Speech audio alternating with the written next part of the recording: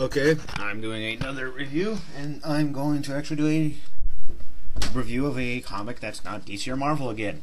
Oh my god. I'm going to review Astro City Confession. This is... what would this be? I'm not sure if this is volume 2 or not, because this collects issues 4 through 9. And there's another trade that collects the first 3 issues, but this would be... well, this came out first, so I guess you... yeah. This is the second trade, I guess, in the series. And from my fanboy on their whole episode of Astro City, they said this was probably the greatest part of the whole Astro City. And I've read the... and if you've seen from the review I did of the first volume, I loved it. And this volume proves it again. I just... like... getting off of reading, like, when I got the first one, I got from my school library, which I find weird that they would have that, and this. I got this from the school library, too.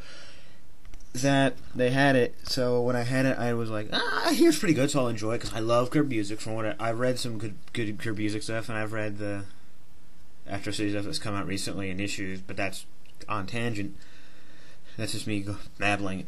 So I picked this up after I read the first one 5 times, 6 times. I love that volume, and I got this. Now, the story here begins with a young man named... hold on, it's on the tip of my tongue. His name's Brian, and Brian is from a small town farm town, like Nebraska? And he lived in Nebraska. That's our... I'm gonna claim that now. No, I'm not. And he goes to Astro City because he believes this place is the city of big dreams. Because we all know that has never been done before. He comes in on a bus driver and he meets these guys called the Crossbreed, who are essentially these over-religious groups of superheroes. People call them the Jesus Freaks. There's a lot of interesting ones. There's one that looks like a lion. There's one with angel wings. They're all very fascinating characters. In Astro, and you see him start his life off. First job he gets, he works at this place called Bruisers, which is a bar owned by, what's his name? Owned by a former superhero, and he's like, okay, can you wait tables? And it's a popular place for superheroes and stuff. And you learn more about the history of Astro City. You learn about Iron Horse, who's one of the very first superheroes who appeared in like 1862. And the thing about Astro City that makes it great is there's so much history that like Curb Music's thought of, and he's revealing that history slowly throughout every issue. And this whole thing is like a big story, like it's one big story arc where you know, through connections gets a job at a nice restaurant, with a nice fine dining place, and he gets attention because there's a villain comes in and threatens to kill people. Brian actually stops him and, you know, saves the day, and he catches the attention of a superhero called the Confessor, who's a Catholic Batman, and he takes him under his wing and he becomes Altar Boy, who's like his Robin. And there's this very like interesting thing, you see them fighting crime and, you know, learning more about their relationships. But the thing that's really interesting, the point I was my fanboy, in a subplot in this story arc, there's apparently the mayor of Astro City calls for superhero registration. You know, that doesn't sound familiar at all, right? People who work at Marvel. And first it starts out getting Mystic heroes, but then the mayor's like, oh, they're all out of control, we need to get them all.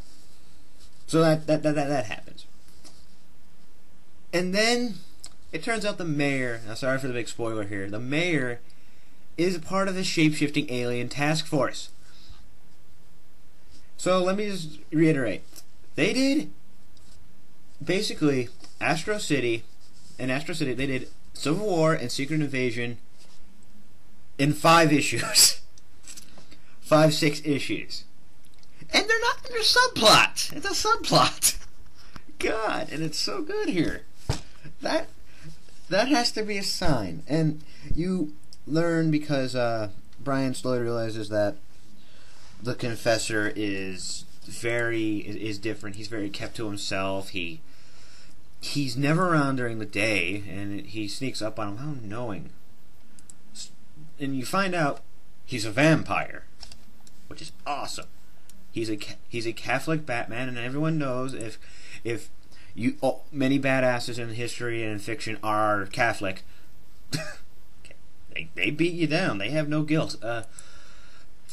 And he's a Batman character, and he's a vampire. There's no way you could have made this guy cooler. There really isn't. It's awesome.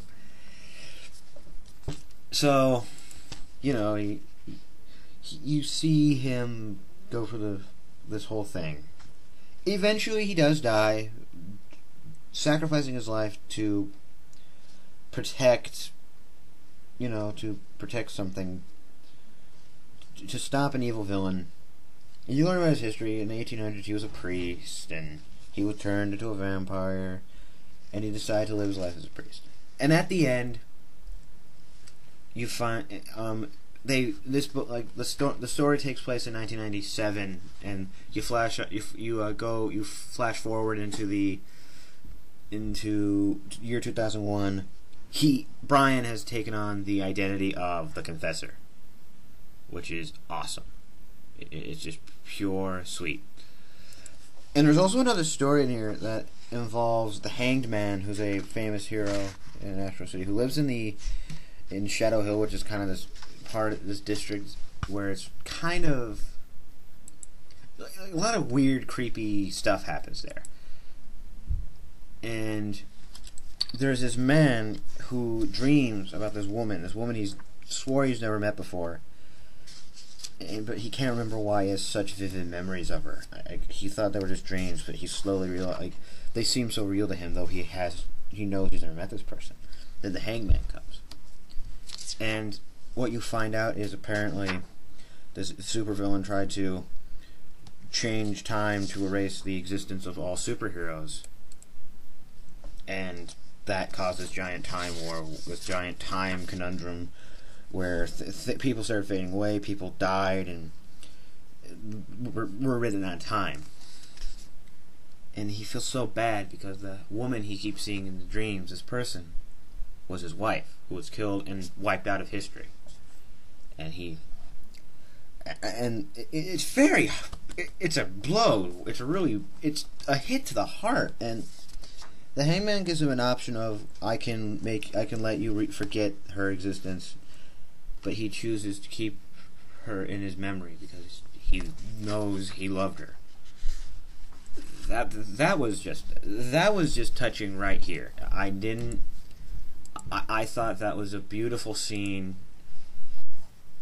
and that was actually in the half issue of because it takes place in the ongoing after that miniseries. The first trade was the miniseries, a 6-issue mini, and then they put out an ongoing, which is kind of been on and off sporadically. I do know the ongoing since '96 is to 2000 got to issue 22. I know they're going to start on that numbering again once the Dark Age stuff is over. And this is the half issue that they gave out at Wizard. This is great. I'm obviously giving it a 10 out of 10. I know that's kind of corny. If New Frontiers is my all-time favorite, this, all the Astro City I've read so far, comes close to it.